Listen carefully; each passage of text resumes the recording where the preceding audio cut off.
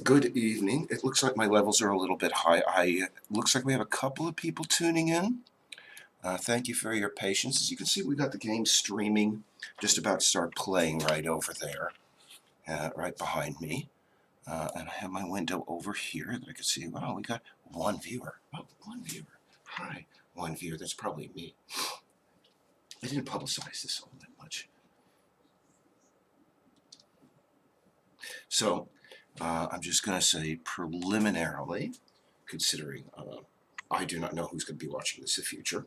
Hello, I'm Eric. I'm the lead developer of this game. Now, we're going to have this playing in the background for just a couple of minutes because, of course, people came here to see the game rather than me just like jawing. And I also did want to show off, we got some lights, some night lights working. Which makes, if you've walked around the office before, it's getting Marshall Reese. Good evening. That name sounds very familiar. Let's see here. And I'm going to be sipping quite a lot because I'm not used to talking for long periods of time. So, yeah, what we're going to do is we're actually going to leave this guy behind, and we're going to go to see Elizabeth right now. Because you see, Elizabeth, it's a little bit warm here in Portland. It's up where I can show off more of the night lights that we've added. Because, you know, previously the nights have been incredibly just dull and empty. And I don't have the soundtrack playing. Maybe I should just turn off the mute. So I have a little bit of audio playing.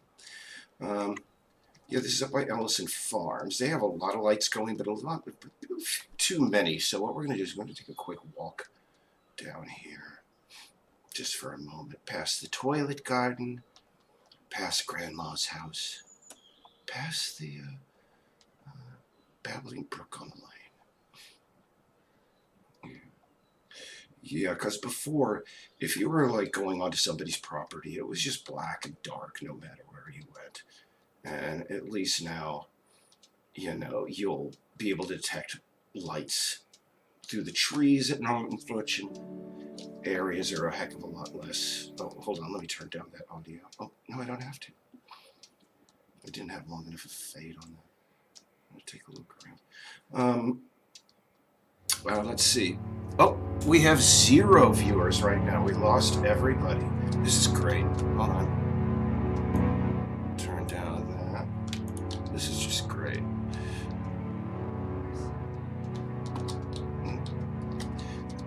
And we have a lot of audio here. A little bit too loud and a little bit too overpowering. Let's see here. Just gonna go to a place. And let the night pass a little bit better. No, it looks like we have absolutely 0 viewers, which is no. Oh, actually, we have 3 now. Oh, I'm very sorry. I didn't mean to call you 0. Let's see. No. I'm just adjusting my audio here. It seems my voice can be brought down just a bit. Let's see. Ooh.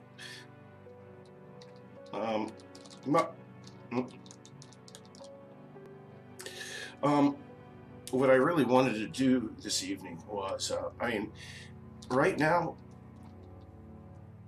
the game is undergoing a heck of a lot of change, as it always is. And for those few who tuned in, I mean, rarely you guys rarely even have questions for me. I was just going to put down on the record for those who tuned in last week. Oh, and by the way, we're having some sort of build issue here, so I could not create a build in time for tonight's live cast. We're going to get that solved. It's just like this residual issue. But because I'm playing it inside the, the editor here, it's going to not be playing at 100% efficiency. We're going to have lags, etc., etc. This happens from time to time. Now, let's see here. I'm just going to find us a good place to sit for a bit. Because actually, we're right in the middle of midnight. That's going to last now for about I set it up for 1 million minutes. So, yeah, why don't we just watch the moon over here.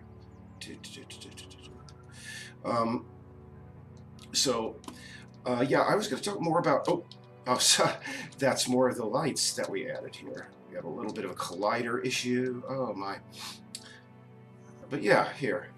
and watch the moon rise very, very, very slowly. Do we have any? Well, everything looks great. Thank you, Raven, and hello, Marshall. Now, last week, by the way, not last week, but last live cast, there was something that happened about 33 minutes in. I'm turning the audio down on this end, and I'm going to turn down the music. Well, no, I guess you can hear both. We're about like 33 minutes in the last live cast I did. You could see there was some sort of glitch that happened. And, you know, my official story is I don't know what's going on. It was a 10-second glitch in the middle of like an hour and a half live cast. So I really don't know what to say about it other than it is what it is.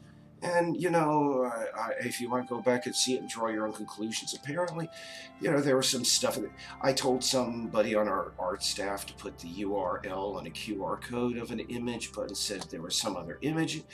I really don't know, but we're reviewing it and we'll figure out, you know, what's what as time goes on. Now, this is something that happens at night here, where for some reason the moon illuminates the world like even brighter than the sun.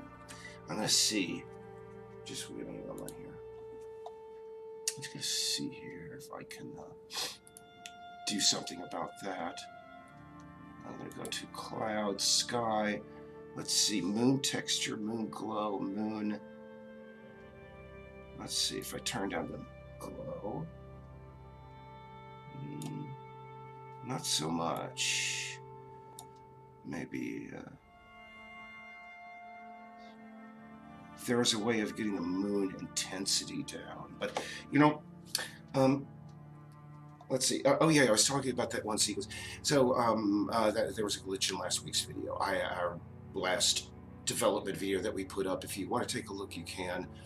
I've gotten a lot of questions about it. Now, outside of that, because really, out of all the things that are going on in my life, that is the least important thing.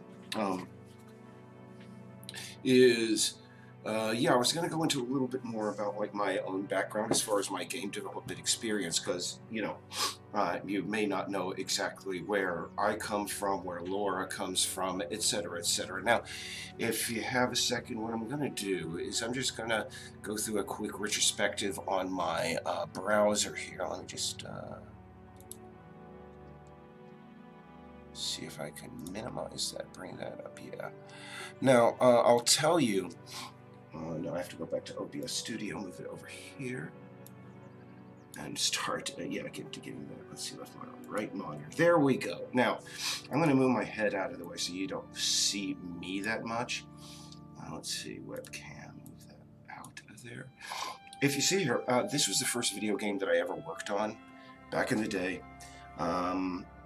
I worked for, essentially, I have a feeling that most of the people watching this are either too young or weren't into gaming when this thing came out. It was called the Atari Lynx, it was sort of like a color version of the Nintendo Game Boy.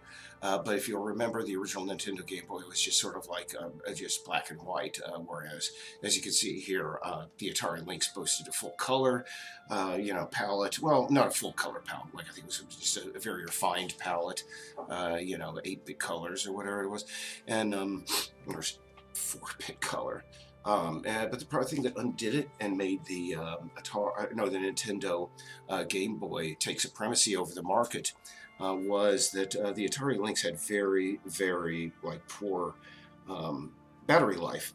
And I'm just going to go back on this tab here, and I can show you just a little bit of what gameplay on of this game looked like. This was the first professional video game experience I ever had. Let me just turn off the audio. Let's just go ahead. You can see video games back then were very, very primitive. And I did this clown character here that Batman is beating up. Let me see. I did, and by the way, this was done on the, what was it? Amiga. The Amiga computer. Back in the day, that was actually the leading graphics platform for video game development. And this was done on the Amiga. Oh, I also did the cop there.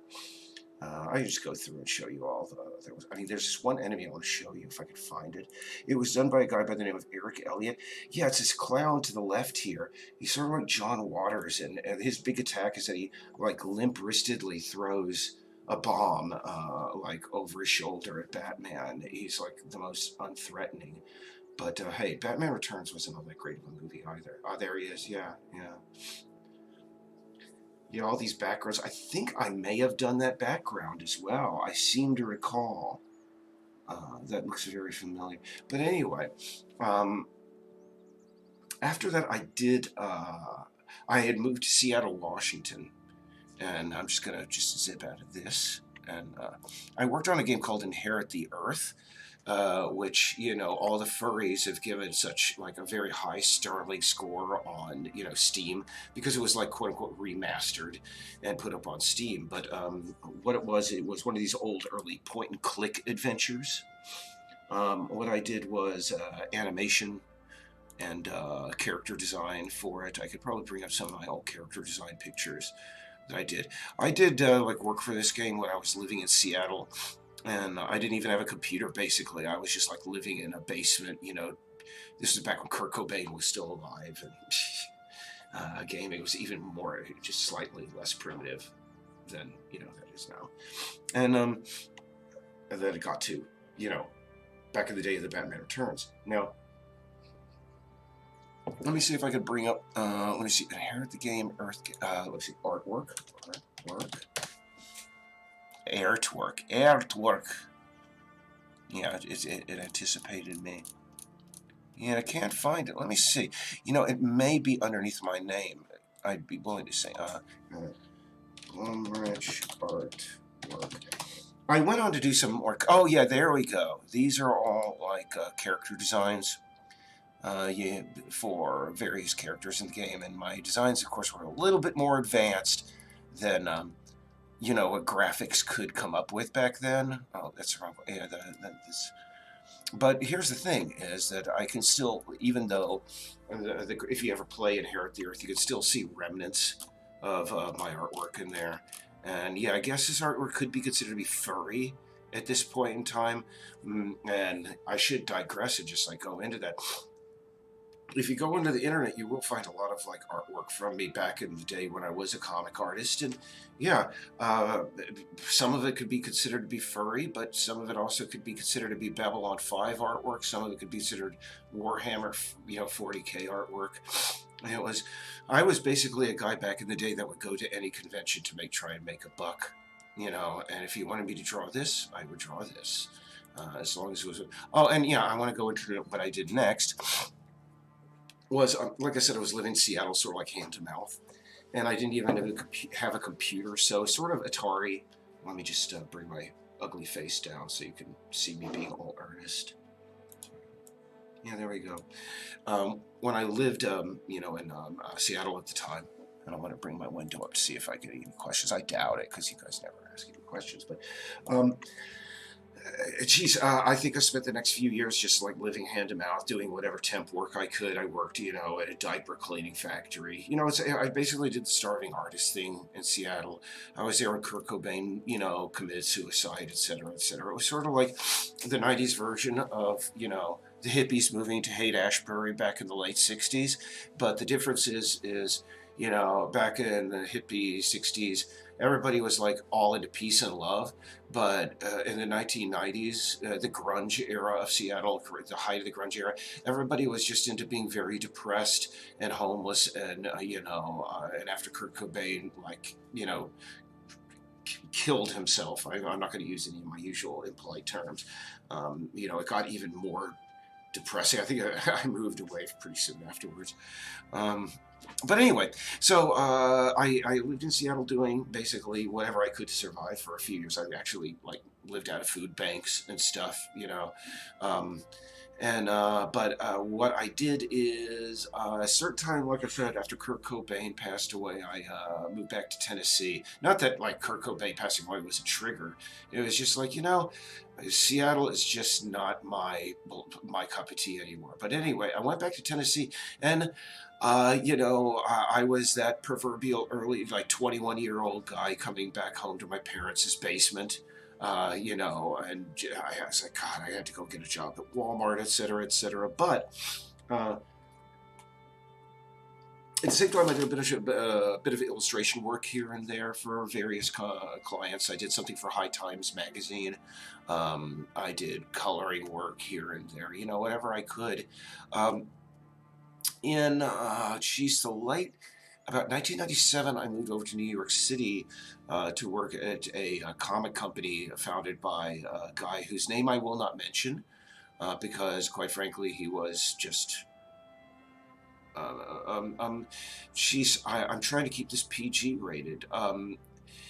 He was just not a very good individual. He was a trust fund kid who came into money and was like, I'm going to start a business. I'm going to start, just as print is dying, I'm going to start a fan magazine with high production values, and not just a fan magazine, fan magazine about John Norman. And if you don't know John Norman wrote a series of sci-fi novels, quote-unquote sci-fi, sort of like barbarian novels. Sorry, that were incredibly sexist.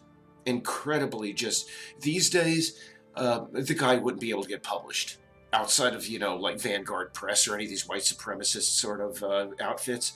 Anyway, that's the company I went to work for. Not that John Norman was a white supremacist, he was just a grotesque sexist. He was like a professor of literature at Queens College, New York, I think. And in one of his lectures, he said that, the progress on women's rights actually is the reason why we have not gotten to Mars and Jupiter, because, we've been so busy trying to please women and give them rights, we haven't been able to get to Mars and Jupiter. Utter douchebag. Anyway, boy, I'm talking about John Norman instead of my wonderful self. Let's move on. Boy, this video is going to get no viewers. But eventually, let me see, that went south. And at a certain point in my life, I really didn't like drawing anymore. And I got into just political media.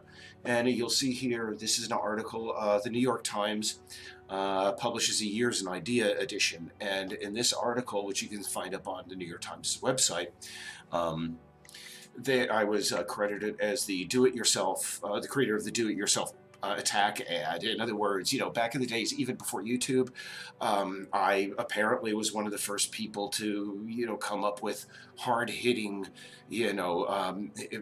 sound and image collages that were political in nature. And during that time, I got a chance to work with a lot of very, very good people. I worked with, Medea Benjamin. I worked with, Dennis Kucinich, former Congressman Dennis Kucinich. Henry Allen, if you're a Public Enemy fan, he's a journalist and also just a hip-hop impresario. I got to work with just so many people. At one point, in 2004, when John Kerry was running for president, he wanted to hire me. Also, Ralph Nader wanted to hire me. But the thing is that just prior to both Ralph Nader and John Kerry approaching me, I was starting to get a lot of death threats from right-wing activists. And as a result, Dennis Kucinich got the FBI on it. And, I said, I'm going to remain loyal to Dennis until he quits the race. And I thought, oh, Dennis, you're going to quit the race, in about 2 months because you're not getting anywhere. You're coming in last. But he did, what Ron Paul did a couple of cycles ago. He stayed in until the convention. And my goodness, if he had not done that, just bowed out, I would have gotten a job with John Kerry's campaign. But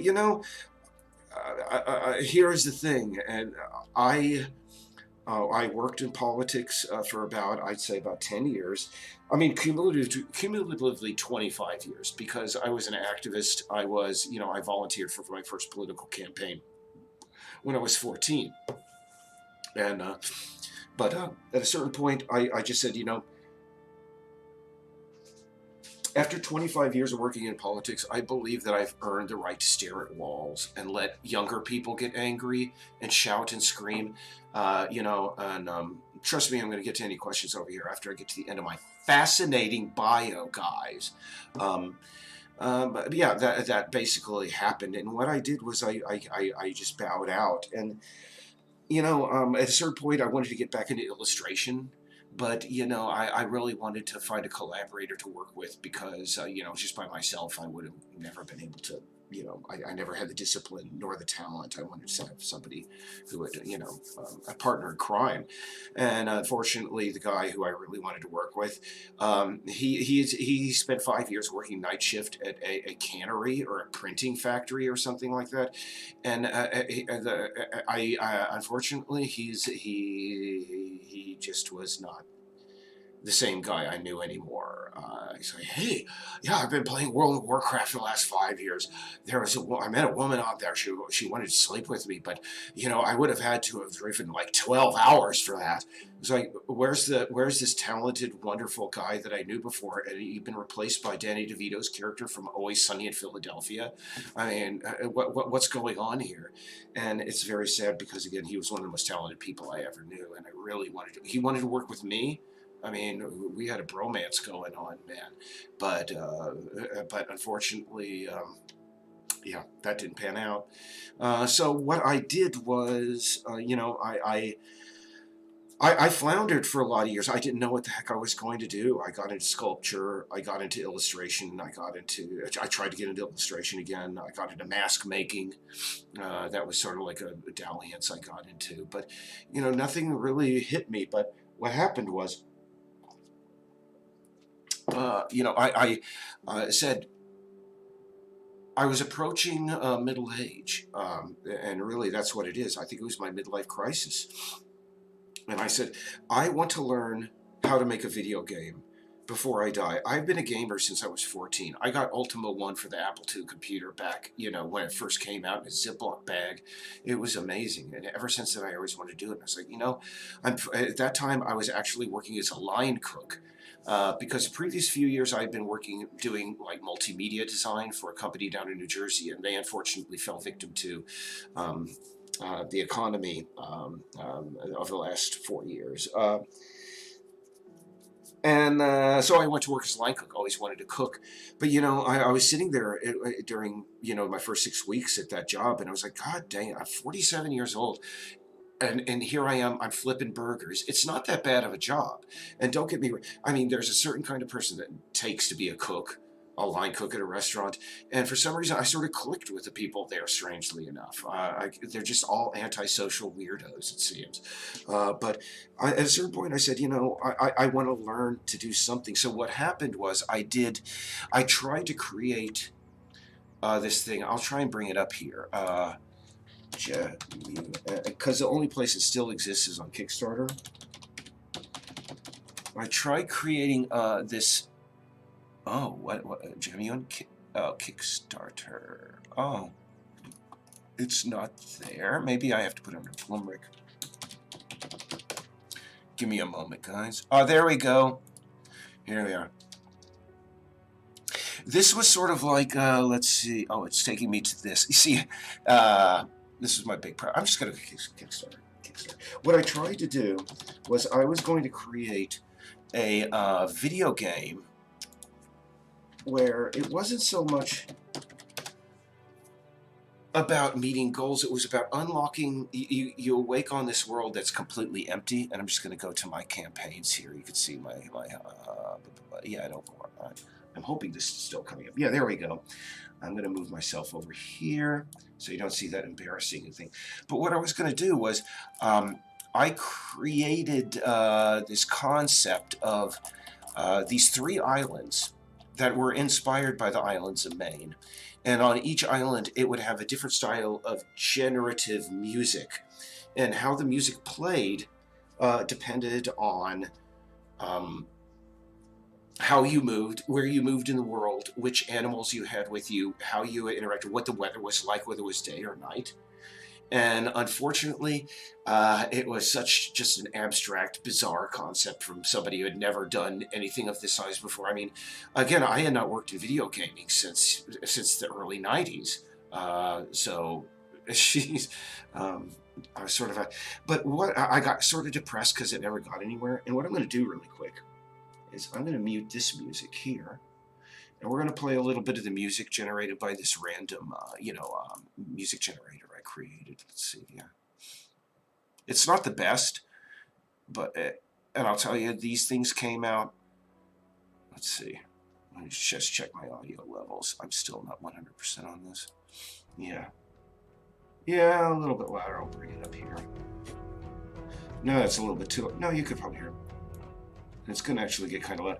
The problem is here's the thing. I got 3 great examples of the music out of each of the 3 islands, but that was only after letting the algorithms run about 500 times and getting most of the music sounding like an orchestra falling off a cliff. It was awful. But I felt, if I only had time, I would be able to refine this idea, and funding, because at the time I was working, long shifts as a line cook. And I got kind of depressed, and that didn't really, take off. Hold on. Actually, if you don't mind, guys, I'd like to take a restroom break really quick. I'm going to just leave this running while I do that. I'll be right back.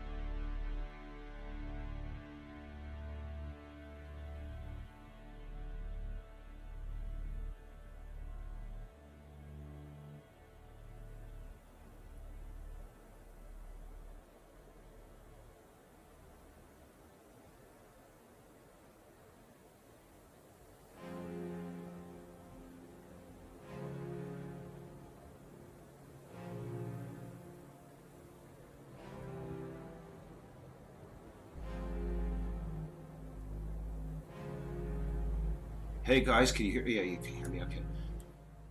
But anyway, you can see that this concept didn't get anywhere, and I was very, very depressed. And this is where cats come into the picture really heavily. I was feeling kind of despondent by this, and like I said, I was wondering, am I going to be doing like line cook stuff for the rest of my life? And one night I said, I'm going to do one test. I'm going to see if I can create a game for cats. Just a simple iPad game for cats. And if I can get that, if our cat, Gary, who's a big old Maine Coon that we have, if he likes the game, then I think I may have like a future in creating like video games. It was just like all on his reaction. And let me just show you here. I'll bring that over here. Yeah, this was the game that came about, and he did like it. It was essentially, I noticed that a heck of a lot of games for cats out there really didn't take into account the palette of cats' vision.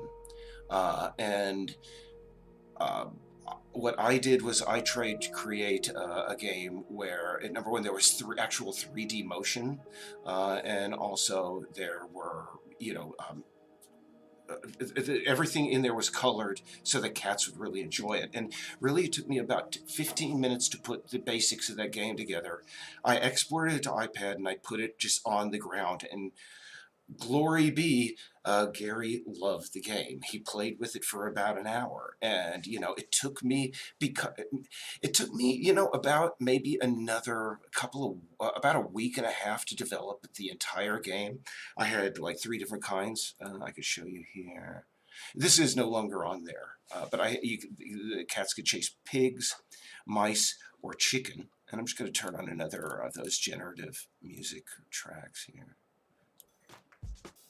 This is the Purple Island is supposed to be like more like Burning Man, like crazy, just hip hop party music. That first one was supposed to be a desert, continent. But chicken, mouse, pig, and each of them was individually colored. I found that some cats would really love the chicken, and some cats really loved the pigs. I think that let me see my.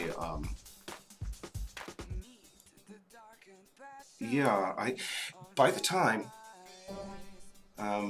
this game came out, unfortunately, my eldest cat had passed away, and he never got a chance to play with it. But it was, I think I sold about a dozen copies of it. It was not all that successful, but the thing is, it was an exercise of, can I individually make a game from beginning to end, including getting it up, building all the interfaces and everything. Because again, I worked in video games before in times past as a graphic designer, an animator and such.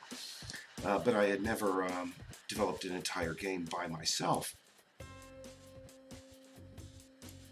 And this was an experiment. And the toughest thing, by the way, was not coding the game itself or putting together, the textures or the algorithms for the animation. It was getting it up on the Apple iPad store. That was the biggest pain in the butt. I think I submitted it 29 times, the final version, before they finally. It took me 9 months. It took me, about like I said, about 2 weeks maximum to develop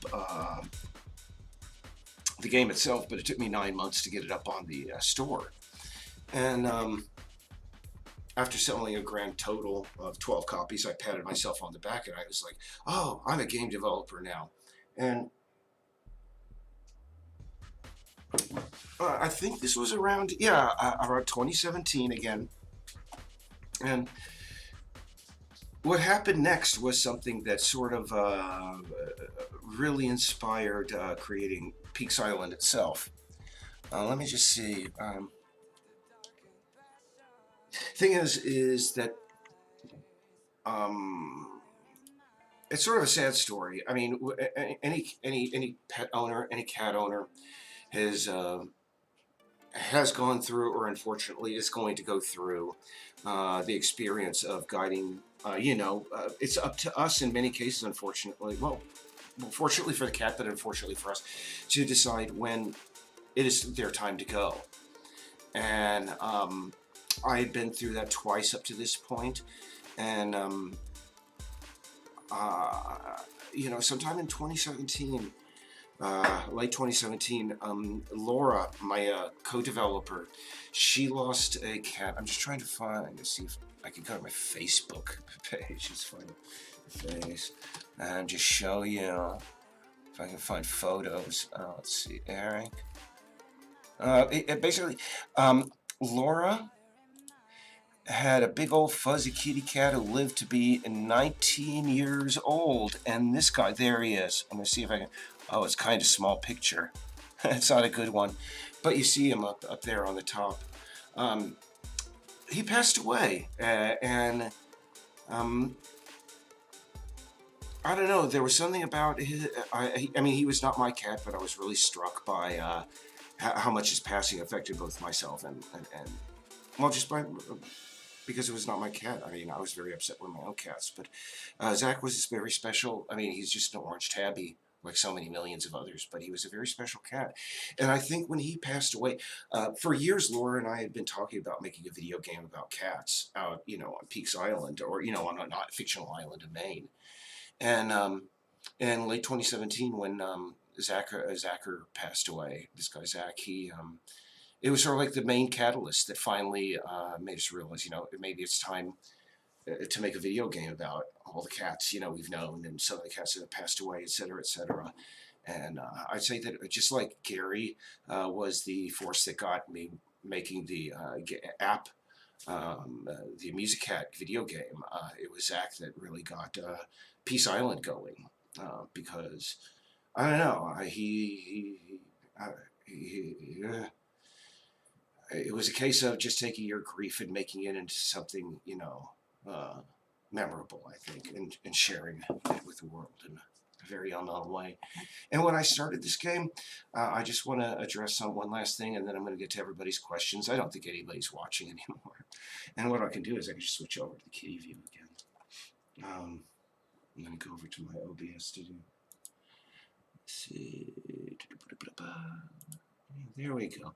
Just picture a kitty cat sitting there, resting by the sun. Let me see. There was a point that I was going to get to, and it led into this.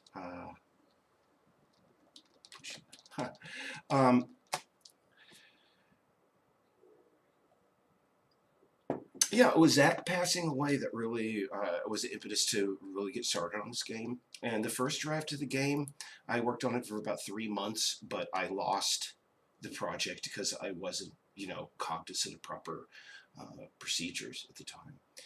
And Laura and I, our biggest concern about making a game like this is that we were not coders. And we are still not coders. Let me see if my face is on the screen. I like blocking any beautiful pictures here. Yeah. Why is my OBS studio? Okay, I see why. Sorry, guys. I'm old, and I'm having a hard time figuring out how some of this stuff works sometimes. I'm going to change the time to an earlier time so we can see it during sunset when it's more pretty. Let's see. The biggest obstacle to for us making this game was, let me just see. Just eyeball it here. Give me a sec.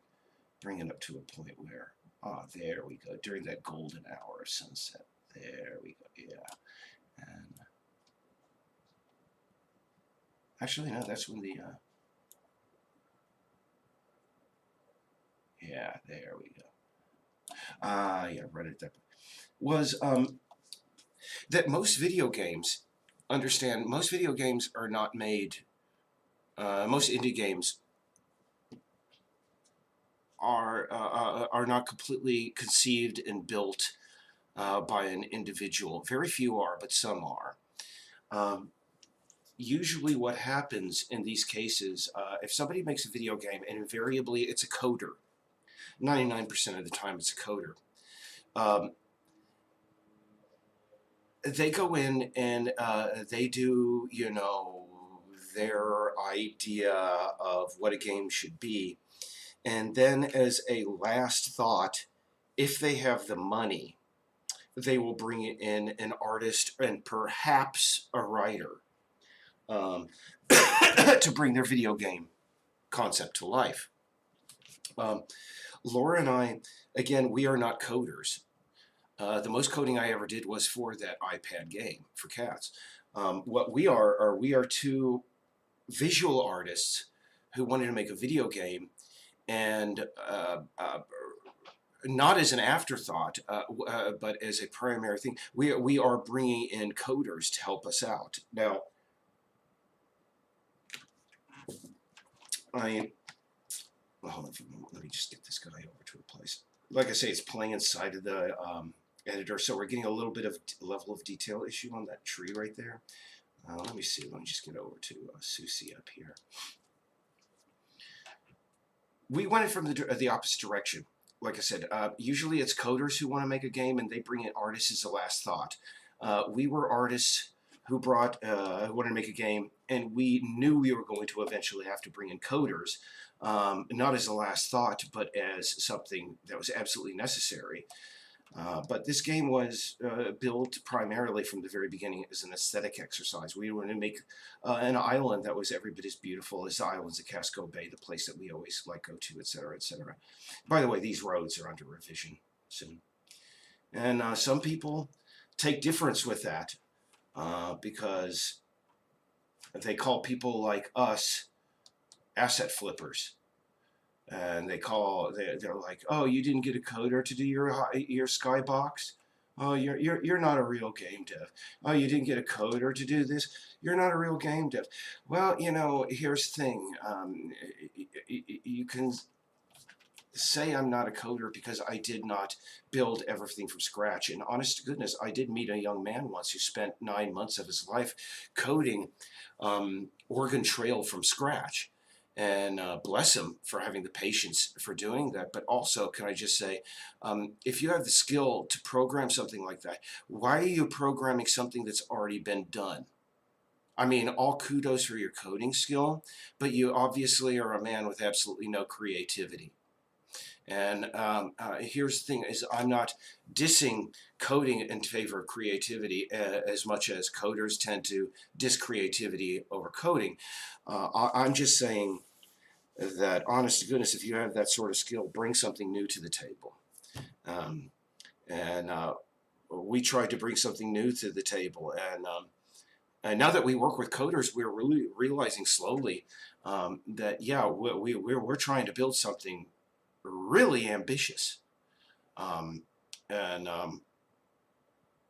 If a coder had started out on something like this, they probably would have gone, no, there's absolutely no way I could have done this on my own. I wouldn't even try to attempt it on my own. Instead, I'm going to try and make yet another platformer or yet another tradable card game or yet another online shooter. We, on the other hand, were blissfully ignorant of what was possible and what is impossible.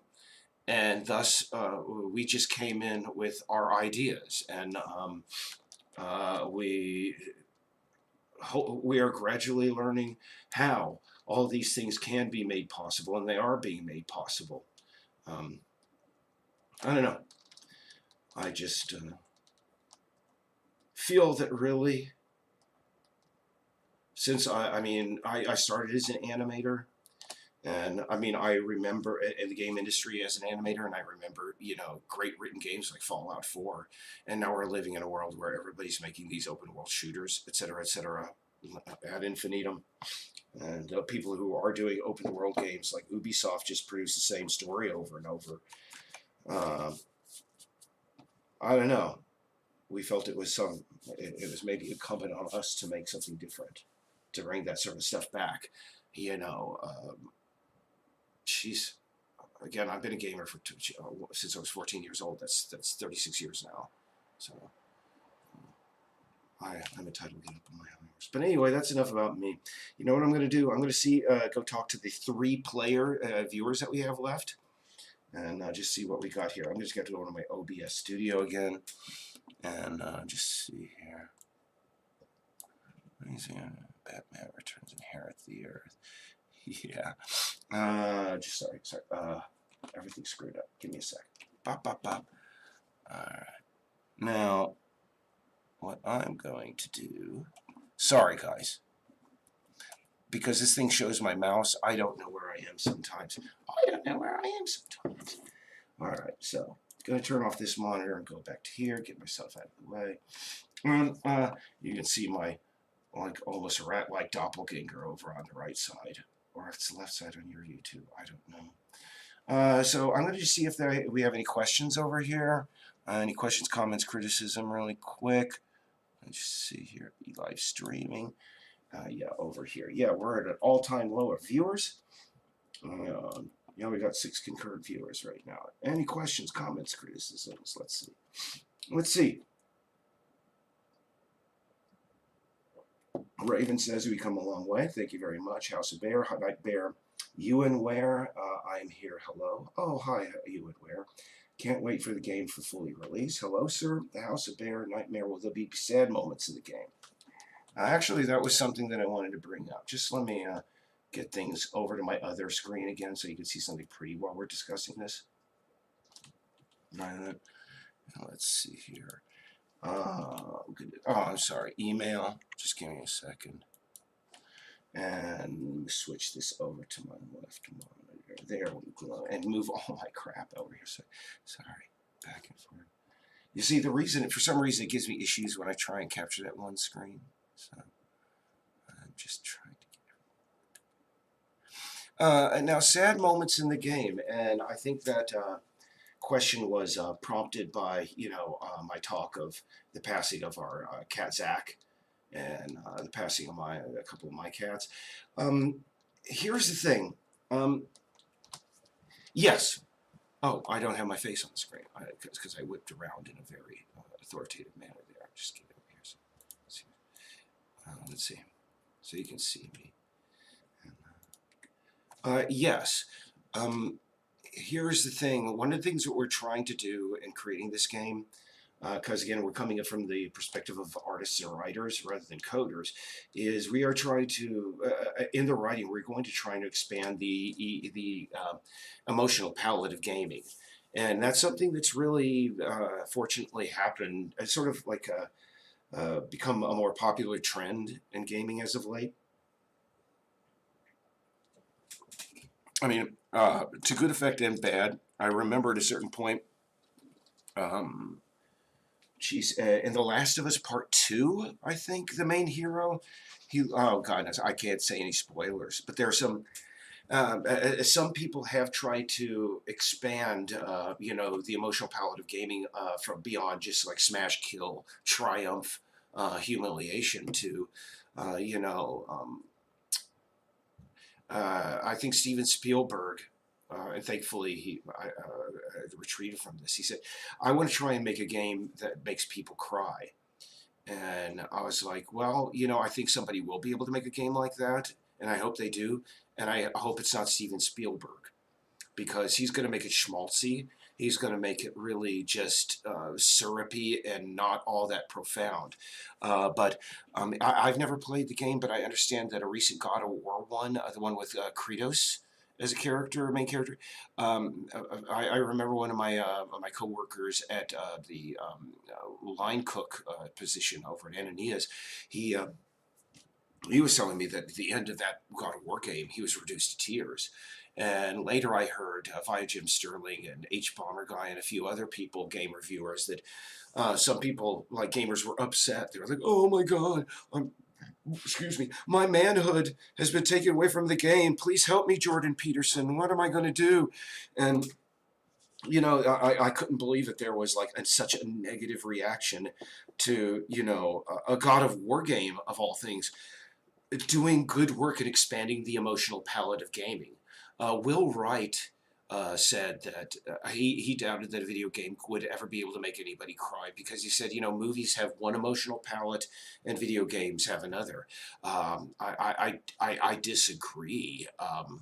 I think there have been several games made in recent history that have really just, I mean, if you ever played, for example, Disco Elysium, that brings a whole range of emotions into gaming that I've never encountered before. I mean, that was just brilliant, the writing of that game. But yes, so long story short, and here's the thing: I keep on rambling on about this at length because I'm a firm believer in there being a greater emotional palette available to game developers and gamers. Because we're living in a world now where video games, are the largest entertainment franchise on planet Earth. Even before COVID, gaming was bigger than all movies, the NFL, all sporting franchise put into a little ball were just a tiny fraction of the gaming, public and gaming industry. And it's good to see that the gaming industry is catching up and presenting a more ranged emotional experience in gaming. So, yeah, we're going to try and tie into that. And like I said, I mean, the passing of Zach was, again, the emotional impetus for us creating this game. And, but anyway, I don't want to get off on things that make me all verklempt and sad. So let's see. The original first game Final Fantasy VII was the first game to make me cry, lol. House of Bear, I unfortunately, because I am getting to be middle aged, I need to visit the restroom again, but I want to touch up on that Final Fantasy VII thing. Because I think I saw them playing it on Conan. He does the Clueless Gamer segment. And let me see, I'm at 7:50. I've been here for 50 minutes. Does come up with some questions and comments and criticisms, and while I'm visiting the restroom once again, and I'll be right back with you guys. Okay, I appreciate your patience. And I usually do these things for a long period of time, even when there's only a couple of people here, because during these ages of quarantine, this is like the closest I get to like general socializing. So I actually enjoy these times. I'll probably be here for maybe another half hour. We'll see. Because really, what else have I got to do? Develop a game? Yes, I do. I'll see you in a bit. Just a moment. Rest.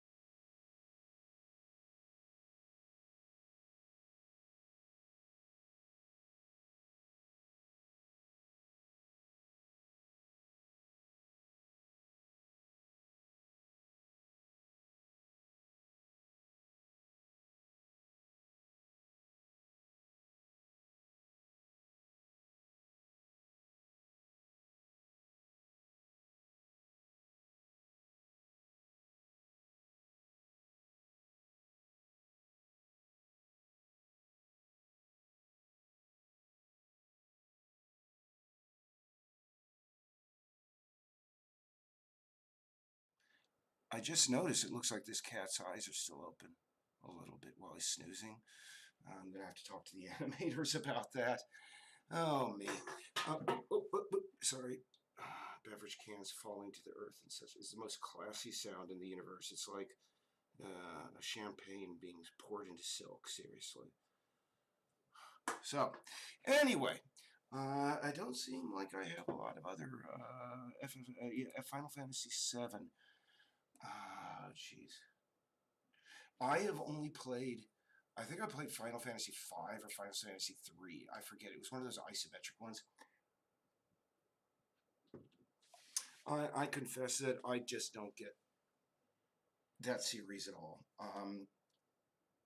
It's gotten more and more complicated. I mean, good and graphics and all. And don't get me wrong. But there's something to that story to me that just really never really grabbed me. Um, I mean, especially. And if you're talking about the one that I saw on Conan, at a certain point, the main characters are pushing this car along a freeway and they stop at a 7-Eleven or a Quickie Mart or something like that. It just got me to me that there is no real consistency to the game world. I guess there is, but it seems to me, at least from a writer's point of view, what I understand it's that kind of lazy writing where it's a wink and a nod to the character, to the player, that, oh yeah, this takes place all in the same universe, wink. And yeah, because they'll make like a character reference from one to another, but there's absolutely no consistency in the world from one to the other. And anyway, I'm not gonna trash one of the most beloved video game franchises in the world. Let's just say I did not get it. Um, oh, he says that's Final Fantasy 15, the one with the kids pushing the car along the road. My goodness. Hmm. I mean, what did that have to do with the Final Fantasy movie? I mean, if you want to make me seem really old, I could reference that. I think that came out, geez, in the late '90s. I don't think there's any continuity between the plot of that and I guess there might be. I don't know, guy. But anyway, let me see how many viewers we have now. I'm just going to expand this because I don't know. It seems we have 5 people here, and you know, I the main thing that I was going to show you this time again was the making the night come alive here, and just really go again into my history as a game developer, and I don't know. Just let you guys know that I'm just not a fresh face on the field. That I have been around video game development for quite a few years. It's just that there's about a 20-year, no, yeah, I'd say about a 20-year gap in that. But hey,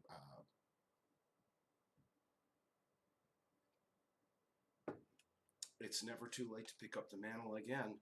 Um, I mean, let's see if there's anything else I could use my time for. Actually, that's something I could do. Oh, no, sorry.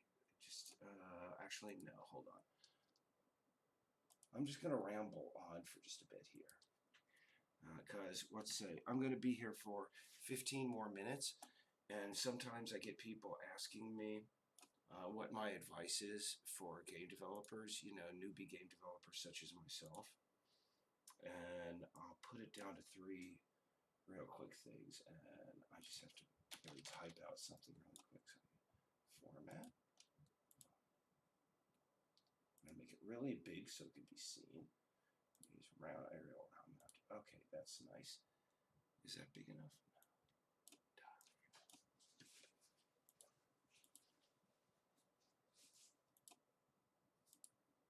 Okay, now that we got rid of that, I could type out my 3 pieces of advice for new game developers, such as myself. And I understand that there may be some people like me who are starting from the ground up and have absolutely no idea where they're going to start and such. And these really don't have to do with you're on the ground. I don't know where the rubber meets the road. This is about your attitude if you're going to try and be a game developer.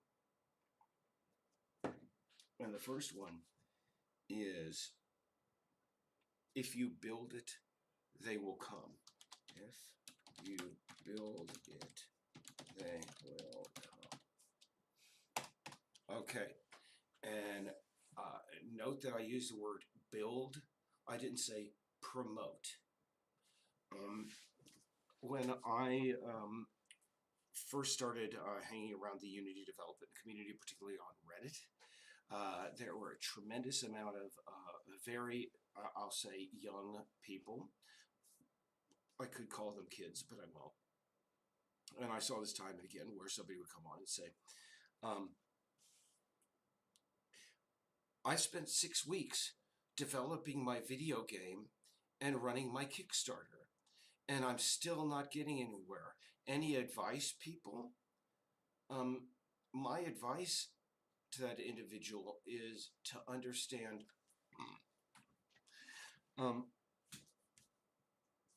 they are not going to be able to become a game developer by taking a rehashed idea, say for example a platformer, and just adding a new jump mechanic to it, and put it up on Kickstarter and claim that they're a game developer. And expect the money to roll in. Understand, um, when I started working on this video game, I knew it was going to take, I anticipated 2 years before I would get any publicity at all. I was exceptionally lucky that after 10 months of work, I was able to raise enough money on a Kickstarter that I was able to go part-time at my job at the store, at my line cook job, and work on the game part-time. Um, Before I was able to do that, there were, again, 10 months of me working 11-hour shifts, coming home and working 1 hour on Peace Island, and being pleased that was the most I'd be able to do, and being proud of that was all I was able to do.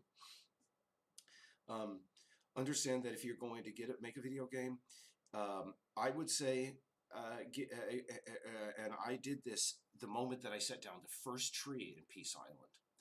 I said, this begins the work of 3 years.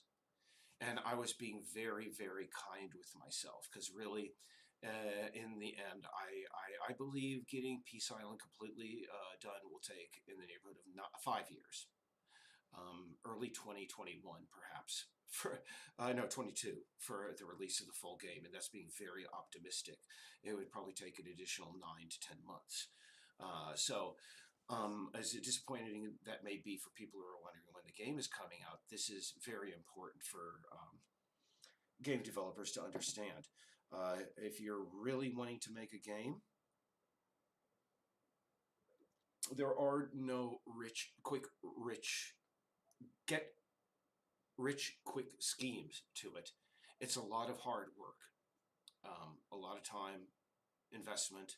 And one of the things that I did was I looked at my fellow people who worked at the line cook job, and I noticed, hey, these guys spend, $7 a day on a pack of cigarettes. I'm going to spend $7 a day on assets for my game. Because, well, unlike that gentleman who coded, Oregon Trail from scratch over the course of 9 months, I didn't have the time to spend months coding a Boulder from scratch. If I had $5 to $20, I was going to go on the asset store, and I'm going to get something that gets me a little bit closer to my goal, a little bit quicker. And so, yeah, it was a lot of time and a lot of capital spent out of my own pocket before this project started getting backing that allowed it to become more than just me and myself. And now, number two, piece of advice too, is you gotta want it. I didn't put the apostrophe in there. And here's the thing. This may sound really condescending to some people, and I understand why this may sound very condescending to people, and I apologize, but I wanted to make sure that you understood that I understand, because there was a certain point, during those years where I was wondering exactly what I wanted to do, whether I wanted to become a comic artist or, I don't know, a sculptor or whatever. At a certain point, I wanted to become a writer, and I tried my damnedest to write fiction, and I just could not get it to work. I would sit there and I would pound. I'd start off with writing a paragraph, and then I'd be like, oh, that paragraph sucks. And I was like, oh no, I need to focus on making the first sentence really pull the guy in, and the reader in. And then I would just be like, oh my goodness, this sentence, it could start more effectively. And then I'd be sitting there for hours trying to figure out word one. And it would get frustrating to me. Like I said, you can spend so many hours, evenings, just sitting there looking at a blank piece of paper before you just get frustrated and give up. And one of my friends, who was actually an accomplished writer, he said to me, Eric, the one thing you got to understand about writing, you've got to want it. You've got to want it. And I said, well, what are you talking about? I really want to do it. I want to become a writer. And I didn't understand what he meant and about really wanting it until I started development of Peace Island.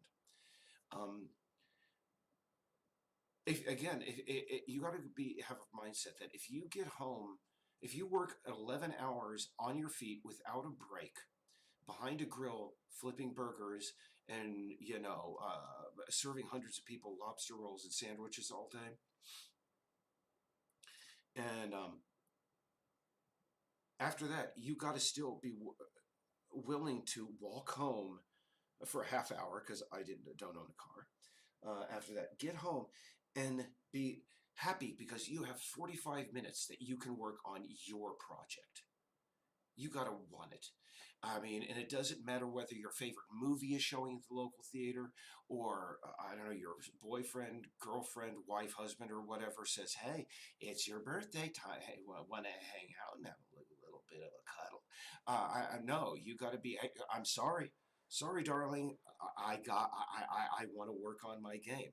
That's the level of you've got to want it. It's got to be I mean, geez, as the Muslims would say, they say Allah is closer to you than your jugular vein. I mean, this has got to be more precious to you than your jugular vein. It's got to be inside of you, and that's what my writer friend was trying to tell me back in the day. And I mean, when I started working on Peace Island and just understanding the full enormity of the task and the dedication that was required, I finally understood. Yes, that's what it means to really want it and really internalize that want and make it a part of yourself. And my last piece of advice is 3. And I've talked about this a lot. Oh, aside from attention to detail, I hate it when that happens. I call this, the Mandela Effect. Okay. And there are some individuals out there who are, the few people who are going to be watching this. This is something you may be understanding in popular culture. For example, it came about, it's called the Mandela Effect because at a certain point in our recent history, a lot of people were under the impression that Nelson Mandela had died. And even though he was still alive and well, and, watching MacGyver, that was his favorite show, apparently. But Amanda. But essentially, the Mandela effect has become a shorthand term for saying that you've skipped universes, and you're talking to somebody who comes from a different universe from you. For example, you came from the universe where you heard somewhere that Nelson Mandela had died. Your friend, on the other hand, who says, I've never heard anything like that, he comes from a different universe where Mandela, of course, the universe where we now reside, where Nelson Mandela is still alive. And there are parallels of that inside of the Berenstain Bears. That is not the kind of Mandela effect that I'm talking about here. I'm talking about the mindset that Nelson Mandela had when he was first shipped off to Robben Island in South Africa. For those who don't know your history, Nelson Mandela, the first black president of South Africa after the fall of apartheid, he was kept for a goodly number of decades, well over 2 decades, on a prison called Robben Island off the coast of Cape Town, I believe, in South Africa. And he's written about this, and the people that were in prison with him have written about this as well, have spoken about this and attested to it, is that the day that Nelson Mandela came into prison, he comported himself as if he was going to be the next president of South Africa. It didn't matter that he was a guy stuck in a bare cell with a mattress and no possessions, and he was sent out to break rocks 12 hours a day, or sit behind a grill 12 hours a day, if I may. Not that I'm comparing myself to Nelson Mandela. But here's the thing, all of that didn't matter. He was going to be the next president of South Africa. And the thing is, doing that, he did that consistently, so consistently that it was like if a guard treated him unfairly, he would say, "Listen, I demand a little bit of dignity. You cannot do that to me." And of course, the guard would go, "Yeah, whatever." But Nelson Mandela, come on, he's going to be the next president of South Africa. He just kept his dignity and said, "Okay, I'm going to let this slide for now. I'm just going to go back to breaking my rocks." And after a certain amount of time, after a certain amount of years of that, even his guards got the impression, this guy, he ain't fooling around. He's going to be the next president of South Africa. And after about a decade and a half, I forget exactly the chronology of the time, Nelson Mandela was allowed a couple of books, and he started getting books on economics because, of course, yes, he had been imprisoned for, honest to God, half of well over 15 years at that point, but he was still going to be the president of South Africa. And he needed to learn as much as he could about economics before he got into office. Otherwise, what's going to happen? And it went on for many, many decades until, again, by the time he was released from prison, his guards were pretty much on board with that. I mean, we're guarding the next president of South Africa. Yes, he's a prisoner, but he's the next president of South Africa. We can't, treat him badly or any other prisoners because he's going to rat on us when he becomes the next president of South Africa. Now, that's the same mindset that you have to be. Again, internalize. The same mindset you have to internalize if you're going to if you aspire to be a game developer. You have to wake up in the morning and realize, okay, I worked 11 hours yesterday on my feet without a break behind the grill, and today I'm going to do another 11 hours behind a grill on my feet, and if I'm lucky, I might get a 5-minute break. But you know what? That really doesn't matter because I'm a game developer. That's all that really matters. I'm a game developer. And all this other stuff, I can put up with it. Huh. Oh, they want me to stay 2 hours after my 10-hour shift? Huh. Whatever. Doesn't matter. Let them do what they will because I'm a game developer. You see what I'm saying? You have to just go into the situation no matter, like I said, you've got to want it over here. Once you've mastered, you got to want it. You got to act like you got to want it. You got to act like you want it. You got to go and just, what's a term that VNV Nation uses? Let your actions speak your will. And it may take you a few years. Like I said, it took Nelson Mandela about 15 years before they gave him a few books and people started treating him with a little bit more deference. And heaven to Betsy, if that guy is willing to do that and persevere, honest to goodness, what does it speak of you as a prospective game developer if you can't go work at the crappy job, put up with all the other stuff that life throws at you, but not stay true to that thing that you really, really want. So those are my 3 pieces of advice. I don't think I have any more comments. I think there are a couple more I see down there, but I'm going to call it quits because you know what? While I'm doing this, the living room is off limits, and I can't do that to Laura for too long. So hey, it looks like we got up to 9 viewers at one point. Okay, let's see. I'm just going to... House of Bear asked a couple questions. Oh, actually, the House of Bear. Good question. Actually, I already did export a version of Peace Island for the Oculus Rift back about a year ago, before this took off really like radically on social media. And we started getting backing. I applied to the Oculus Rift people. And they said, well, we want to see your game in VR before we give you, the Oculus Rift and all this fun stuff. And I said, oh, well, I'm sorry, but, I'm just really pleased that you guys like the game enough to have considered it. And then a week later, I get an email saying, your Oculus Rift kit is on the way. And I write to them, and they're saying, and I said, what the heck happened? And this is coming. And they said, Oh my goodness. Well, what do you know? It looks like Peace Island has been added to, the Oculus Rift VR development program. Oh, well, enjoy your VR kit. And I was like, holy crap. That was one of those situations where one of those first incidences where I was like, oh my gosh, we're making something really special here. I mean, Oculus sent us, gave us, developer license, essentially, sight unseen. That was pretty awesome. Let's see.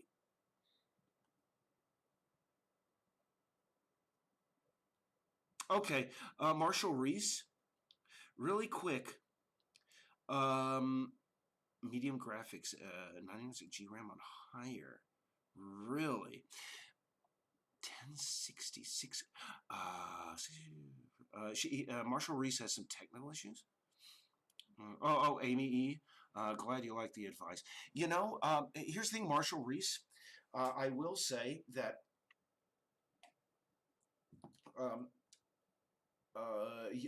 some people may have issues running the game currently because the game is still in late alpha right now. We recently developed a new compression system. I really can't. I went into a little bit of the details of it in our last video. Um, Essentially, the problem is that there are still too many textures and still too many objects for some computers to deal with when it gets into certain areas of the game. We recently came upon a change in how we approach the batching of static objects that I think is going to radically improve things. So Marshall, I'm sorry that it's running on high quality on your computer. You do say that you're running it on, what resolution are you running it at? You may be running at a very high resolution. Are you running it at 800 by 600? I don't know. I'm going to take one last restroom break, and I'm going to give Marshall Reese a chance to answer my question. And after that, I think I'm going to, just like I said, call it quits so that Laura can watch the telly. And I'll be right back. Thanks again for your patience. Bye.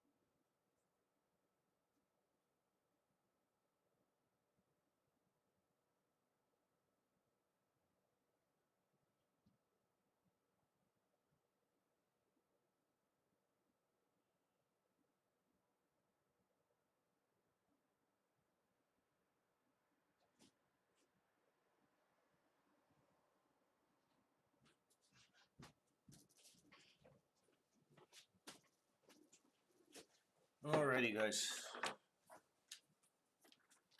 Let's see. All right, 1920 by 1080. Here's what I would suggest. Just let's see, for Marshall Reese on medium.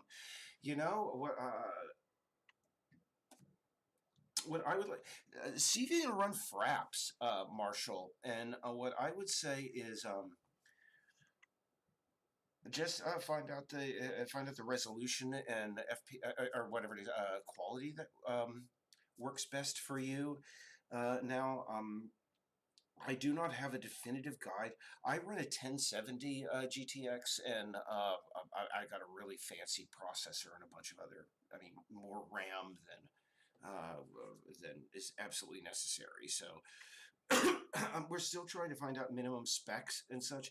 I'm sorry that it's not running on high quality at that, but try running it windowed. Try running it at really, can I just say, 10 years ago, most video games ran at 800 by 600. So try it at that highest resolution, but understand I'm not using that as a cop out, Marshall. Uh, we have a guy, and his love in programming and coding is optimization. He just sits there and optimizes. And every alpha that we've come out with since this guy's come on board has run faster and better. In fact, the last Mac alpha that we released actually on higher end Macs had, decent frame rates, which is pretty dang impressive on Mac. That will get better. I'm sorry it's not working optimally right now, but it will get better in the near future. So, Marshall, that's the best I can give you guys. So, is anyone? I don't think anybody else has any 16 gigabytes frame 6 hours. Yeah. Again, sorry it's not working optimally, but we'll get it working better in future releases. I've got as high as 60 frames per second in some outlying regions of the game, usually downtown. Sometimes it hitches up to maybe, goodness, I'm almost hesitant to say at 20 frames a second, 20. But hey, let me tell you, about 9 months ago, I think we were lucky to get a maximum of 30, and downtown was still hitching up at 5 to 10. So, and I'll go back to my first release. I remember my first release, the first alpha of Peace Island, I think it had some people were reporting like 4 frames a second on the PC side.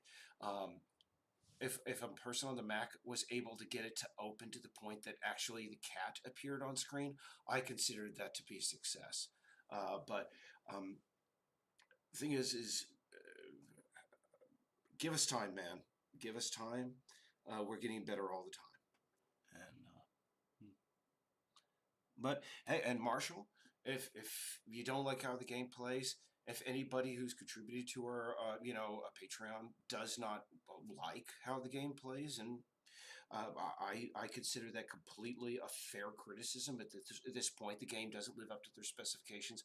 We have given multiple people their refund on their contribution if it is not running to satisfaction at this time. I completely understand it. Again, I mean, this is sort of like a drawback in that to our development process. Jeez, I'm rambling on. Laura's gonna kill me. Is that as we are illustrators rather than coders, much of the way that Laura and I put the game together at the early stages still survives to this day. And in fact, it's had to undergo a radical redevelopment ever since we've been able to bring on more coders and help. Because there's a previous video you can see on the channel where I describe how long I worked on this game alone. It wasn't until about a little bit over a year ago that it became more than just me and Laura. So anyway. Hey, Marshall, hey, I love the feedback. Don't get me wrong, I wasn't slamming on you. I wasn't telling you, hey, if you don't like the game, just go get your money. But I was just saying, listen, I completely understand. Because there's a hell of a lot of hype out there. A year ago when this game went really viral on social media, a hell of a lot of people were disappointed. They thought the game was done and ready for release. And oh my goodness, when we released the first alpha after that, I thought we were going to lose a lot of support. But fortunately, people just understood, indie game. And so good night, folks. Thank you so very much for tuning in. I'll see who else tuned in. And, if you want to see that glitch that I was talking about earlier from our previous stream, just go and check out the previous video. It was something about mice. Hey, thank you for your patience. Thanks for everybody's support. Thanks for playing. Thanks for tuning in. And, oh, by the way, last thing I want to talk about is that next week, Richard DaCosta, our guy who is creating our generative soundtrack for the game, he's going to be having his own live cast. We're going to be promoting that heavily over the next week. So I really hope everybody here tunes in, everybody watches this video. Please tune in. I'll be including the URL below as soon as we get that set up tomorrow, okay? Take care, guys. I appreciate your patronage, your viewership, and everything.